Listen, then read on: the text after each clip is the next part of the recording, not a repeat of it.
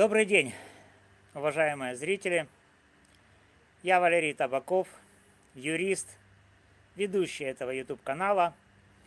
И мы здесь анализируем значимые судебные процессы. Сегодняшняя тема – это разбор дела Вячеслава Зинченко, обвиняемого в убийстве Ирины Фарион, которое произошло 19 июля 2024 года во Львове. Это дело вызвало широкий общественный резонанс, и наша задача объективно оценить доказательства, представленные обвинением, и выявить их слабые места.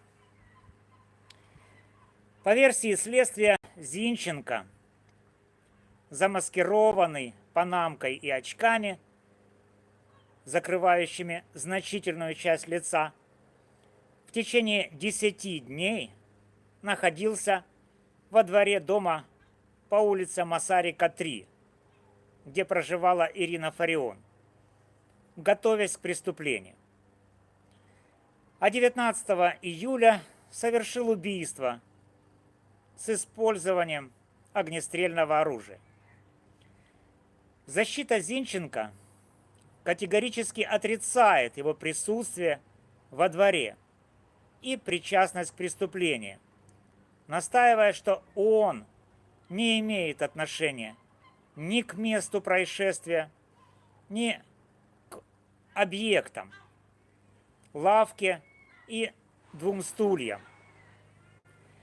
В этом выпуске сосредоточимся на 2 ключевых аспектах дела: результатах молекулярно-генетической и адерологической экспертиз объектов, лавки и стульев, а также на процессуальных нарушениях при сборе улик, включая убедительные доказательства фальсификации видеозаписи, осмотра места происшествия. Мы объясним, почему эти доказательства не подтверждают вину Зинченко, и покажем, почему позиция защиты имеет вес. Выпуск рассчитан примерно на 20 с небольшим минут, чтобы подробно, но понятно объяснить сложные юридические вопросы для широкой аудитории.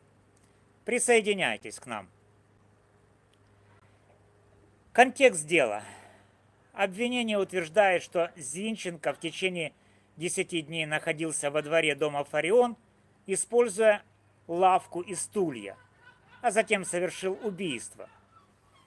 Защита настаивает, что Зинченко не был во дворе, а улики, связывающие его с этими объектами, ненадежны и собраны с нарушениями.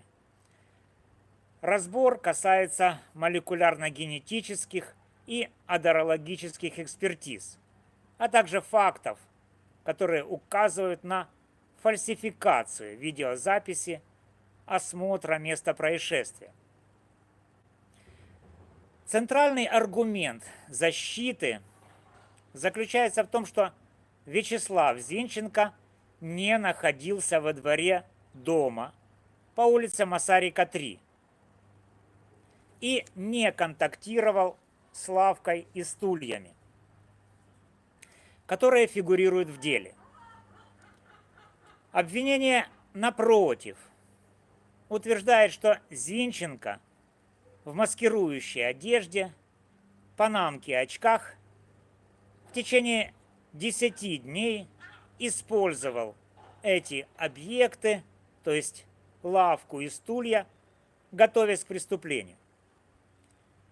Для проверки этих утверждений следствие провело 2 типа экспертиз: молекулярно-генетические, которые анализируют ДНК, чтобы установить, оставил ли человек биологические следы, такие как кожные клетки и пот, адерологические, которые изучают запаховые следы для идентификации личности.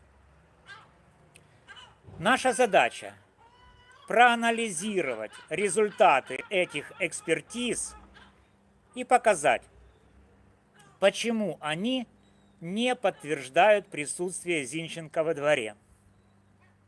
Более того, мы раскроем серьезные процессуальные нарушения, включая доказательства фальсификации видеозаписи, которые подрывают доверие к уликам обвинения.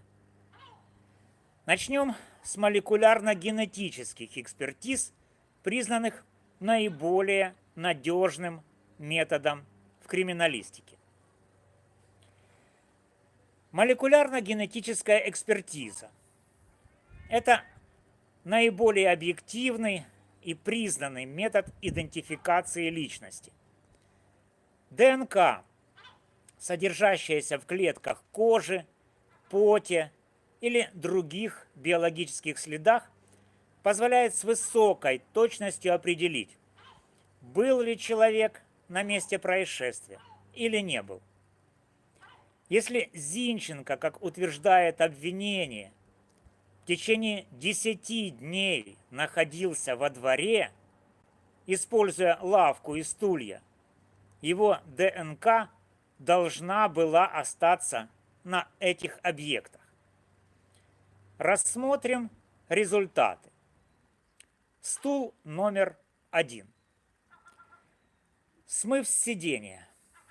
Обнаружено небольшое количество клеток с ядрами, но количество ДНК оказалось недостаточным для идентификации личности. Смыв со спинки, выявлены клетки с ядрами, но генетические профили смешаны, и они принадлежат более чем 2 лицам и непригодны для идентификации. Итог. Никаких следов ДНК Зинченко на стуле номер 1. Стул номер 2. Смывы с сидения и спинки. Обнаружены клетки с ядрами, но генетические профили также смешаны, содержат ДНК более чем 2 лиц и непригодны для идентификации. Итог. Следов ДНК Зинченко на стуле номер 2 нет. Лавка. 4 смыва. Номер 1 с левой стороны. Номер 2 из середины, ближе к левой стороне. Номер 3 с правой стороны. Номер 4 с середины, ближе к правой стороне. Они взяты 19 июля 2024 года. Эти смывы содержали одиночные клетки с ядрами. Однако количество ДНК оказалось недостаточным для установления генетических признаков. Итог. На лавке, где Зинченко якобы находился 10 дней, его ДНК не обнаружено. Эти результаты имеют решающее значение. Если человек провел 10 дней в одном месте, сидя на лавке или стуле, он неизбежно оставил бы биологические следы: пот, клетки кожи или другие материалы. Отсутствие ДНК Зинченко на всех исследованных объектах, то есть на лавке и 2 стульях, полностью поддерживает позицию защиты, что Зинченко не был во дворе и не сидел ни на лавке, ни на стульях. Обвинение не может объяснить, почему нет биологических следов человека, который, по их версии, находился там так долго. Поскольку молекулярно-генетические экспертизы не подтверждают присутствие Зинченко, обвинение опирается на одерологическую экспертизу. Однако мы покажем, что этот метод ненадежен, а улики собраны с грубыми нарушениями. Обвинение опирается на одерологическую экспертизу, которая утверждает, что запах крови Зинченко совпадает с запаховыми следами номер 1, 2, 3 и 4 Славки с вероятностью 99,9996%. Это единственное доказательство, связывающее Зинченко с местом происшествия. Не считая, конечно, портретной экспертизы, но ее мы сейчас упоминать не будем. Мы работаем с двумя типами экспертиз и объектов. Это стулья и лавка, и одерологическая и генетическая экспертизы. И вот данный метод, то есть одерологическая экспертиза лавки и ее результаты вызывают серьезные сомнения. Почему? Одерология – это анализ запаховых следов, которые сравнивают с запахом человека, например, его крови. В отличие от ДНК-анализа, одерология не признана международным сообществом как надежный метод. Научные исследования указывают на ее субъективность. Результаты зависят от условий сбора образцов, их хранения и интерпретации эксперта. Без подтверждения другими методами, такими как ДНК-анализ, одерологические выводы имеют ограниченную доказательную силу. В данном деле отсутствие ДНК Зинченко на лавке подрывает доверие к одерологическим выводам.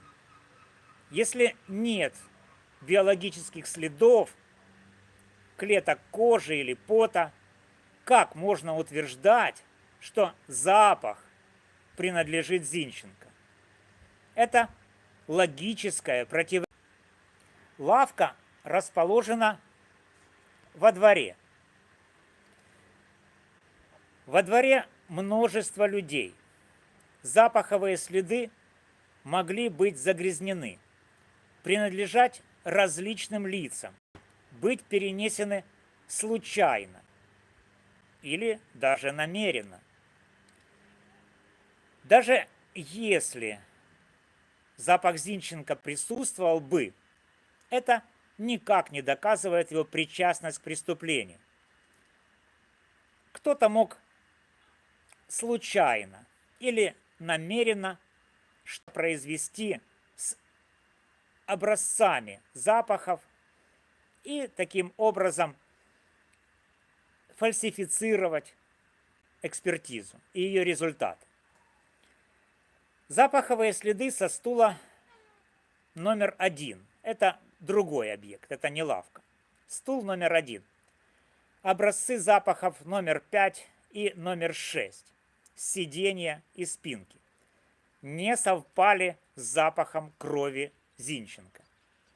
И это исключает присутствие Зинченко на этом стуле. Запаховые следы номер 2. Стула номер 2.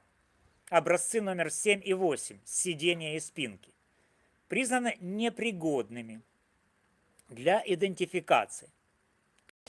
Не дают никаких доказательств. Таким образом, обвинение опирается исключительно на запахи Славки, но их достоверность сомнительна. особенно с учетом того, как они были собраны. Наиболее тревожный аспект этого дела – грубое нарушение при сборе запаховых следов, включая убедительные доказательства фальсификации видеозаписи осмотра места происшествия. Защита указывает на многочисленные процессуальные нарушения, допущенные при осмотре места происшествия 19 июля 2024 года, когда собирались или должны были быть собраны запаховые следы для одерологической экспертизы. Эти нарушения, включая явные признаки фальсификации видеозаписи, подрывают юридическую силу улик и дают основания для их исключения из дела. Рассмотрим их подробно. По уголовно-процессуальному законодательству понятые должны непрерывно присутствовать при осмотре места происшествия, чтобы удостоверить его законность. В данном деле есть свидетельство, что понятые покидали место осмотра. Более того, на видеозаписи видно, что одежда понятых во время забора запахов отличается от той, что была на них в других частях осмотра. Это указывает либо на их отлучение для переодевания, либо на то, что часть осмотра, связанная с забором запахов, снималась в другой день. Оба сценария являются грубым нарушением, которое ставит под сомнение достоверность собранных улик. Протокол осмотра места происшествия содержит исправления, которые не были должным образом заверены подписями понятых или следователей. Согласно закону, любые изменения в протоколе должны быть зафиксированы и удостоверены. Иначе документ теряет юридическую силу.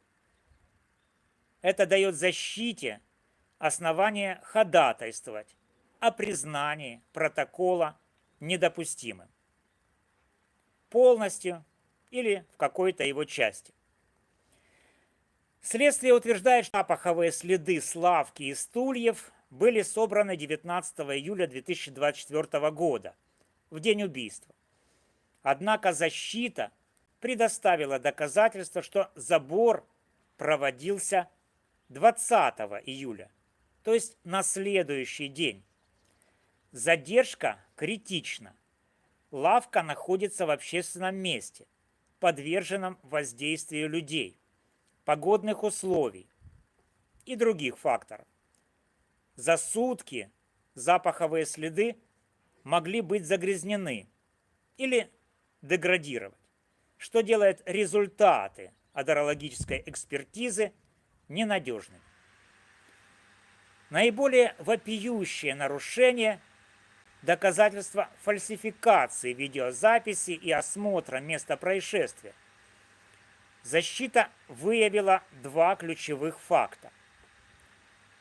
В видеозаписи участник процедуры забора запахов с лавки объявляет температуру воздуха 27 градусов. Однако метеорологические данные подтверждают, что 19 июля 2024 года во Львове температура составляла 21 градус. Это указывает, что запись снималась в другой день, вероятно, 20 июля, когда температура была выше и действительно составила 27 градусов. Как и было объявлено участникам. Одежда понятых на видеозаписи отличается от той, что была на них в других частях осмотра, что подтверждает съемку в другой день, представленную как съемку за 19 июля. Эти несоответствия – явные признаки монтажа видеозаписи, фальсификации видеодоказательств. Они являются серьезными нарушениями, которые могут повлечь исключение всех связанных улик, включая запаховые следы. Защита имеет право ходатайствовать о проведении технической экспертизы видеозаписи для анализа метаданных и выявления следов редактирования. Эти нарушения и доказательства фальсификации в совокупности с ненадежностью адерологических выводов и отсутствием ДНК делают обвинение против Зинченко крайне уязвимым. Подведем итоги. Отсутствие ДНК. Молекулярно-генетические экспертизы не выявили следов Зинченко на лавке и стульях, несмотря на утверждение обвинения о его 10-дневном пребывании во дворе. Это подтверждает позицию защиты, что Зинченко не был на месте происшествия. Ненадежность одерологии. Совпадение запахов с лавки основано на спорном методе, не подкреплено ДНК и может быть объяснено случайными или умышленными внесениями запахов в образцы. Запаховые следы со стула номер 1 не совпали с Зинченко, а со стула номер 2 непригодны для анализа. Процессуальные нарушения и фальсификация. Отлучение понятых, смена их одежды, исправление в протоколе, задержка в сборе запахов и доказательства фальсификации видеозаписи. Температура 27 градусов вместо 21 градуса. Несоответствие одежды указывают на системные проблемы в следствии. Эти нарушения дают основания для исключения запаховых следов как недопустимых доказательств. Позиция защиты, что Зинченко не находился во дворе, подкреплена отсутствием его ДНК и ненадежностью одерологических выводов. Доказательства фальсификации видеозаписи усиливают аргументы защиты, ставя под сомнение законность улик. Как юрист я считаю, что обвинение против Зинченко строится на слабой доказательной базе, а защита имеет убедительные основания для оспаривания улик и их допустимости. Уважаемые зрители, дело Зинченко демонстрирует, насколько важно обеспечивать соблюдение закона в уголовных процессах. Отсутствие генетических следов, ненадежность одерологических выводов и, главное, доказательства фальсификации видеозаписи осмотра места происшествия поднимают серьезные вопросы о качестве следствия. Обвинение, основанное на таких уликах, не может считаться убедительным. Защита Зинченко имеет несколько путей для дальнейших действий. Ходатайствовать о признании протокола осмотра места происшествия и запаховых следов недопустимыми доказательствами из-за процессуальных нарушений. Требовать проведения технической экспертизы видеозаписи для подтверждения факта фальсификации. Настаивать на независимой, повторной проверке одерологических выводов, чтобы выявить их несоответствие. Как юрист я призываю общественность внимательно следить за этим делом, Прозрачность и объективность в судебных процессах – это основа справедливости. Если вы хотите обсудить дело или задать вопросы о юридических аспектах, оставляйте комментарии под видео. Я продолжу следить за развитием событий и держать вас в курсе. Поделитесь этим видео, чтобы привлечь внимание к проблемам в деле Зинченко. Благодарю за внимание. Подписывайтесь на канал, ставьте лайки, делитесь этим видео, чтобы поддержать объективное освещение этого дела. Донатьте, у кого есть возможность, реквизиты в закрепленном под видео комментарии. Я Валерий Табаков, и я убежден, что закон должен служить справедливости. До новых встреч!